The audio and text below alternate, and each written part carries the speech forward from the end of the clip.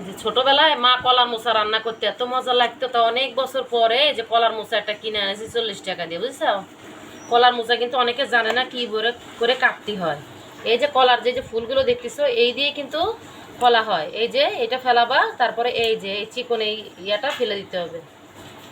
তারপরে এটা ভালো করে সিদ্ধ করে এটা হলো ব্লেন্ডার করে নিতে পারো বা বাটতে পারো। আবার অনেকে করে কি কুচি কুচি করে কলমি শাকের মতো করে কাইটেও ভাজি করে, চিংড়ি মাছ দিয়ে ভাজি করলেই খাতি সেই স্বাদ। মুচিগুলো সুন্দর করে কাটা হয়ে গেছে, এখন সুন্দর করে ধুয়ে নেব। এখন লবণ দিয়ে এটা হচ্ছে সিদ্ধ করতে দেব, ভালো করে সিদ্ধ হোক। কিন্তু সিদ্ধ হয়ে গেছে, এটা ছাঁকনি দিয়ে সেকে ভালো করে একেবারে ঝরঝরা করে রাখছি। এখন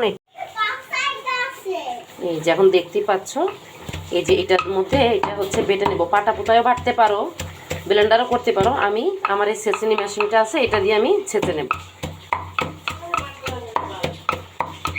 এই দেখো কি ফাইন করে দেখিস, এই যে কলার মুচিটা কিন্তু সিদ্ধ করে বাইটে নিছি, মানে শেষে নিছি, বুঝছো? এই যে এখন তেল বসাই দিছি, এর মধ্যে দিয়ে দেবো খানিকটা রসুন আর খানিকটা পেঁয়াজ।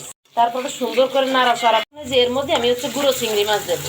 মশলাটা যখন লাল লাল হয়ে আসবে তখন এর মধ্যে হলুদ, মরিচ, লবণ দিয়ে মশলাটা কষানো হয়ে গেছে। এখন এর মধ্যে আমি এই যে কলার মুচোগুলো দিয়ে দেবো। বুঝতে পারছো কি যে একটা ফাইন একটা ঘিরান আসতেছে, তা তোমাকে কি করে বোঝাবো।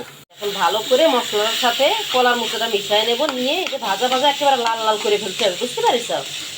এই যে এটা কিন্তু সুন্দর লাল লাল হয়ে যাচ্ছে, কি দারুণ একটা কালার হয়েছে, ফাইন দেখতে হয়েছে। দেখতে পাচ্ছিস কি ফাইন একটা কালার, যেমন ফাইন লাগতেছে দেখতে, খাতেও কিন্তু দারুণ সুস্বাদু হয়েছে। তা তোমরা সবাই বানায় খাবা আর আমার জন্য দোয়া করবা। আল্লাহ হাফেজ।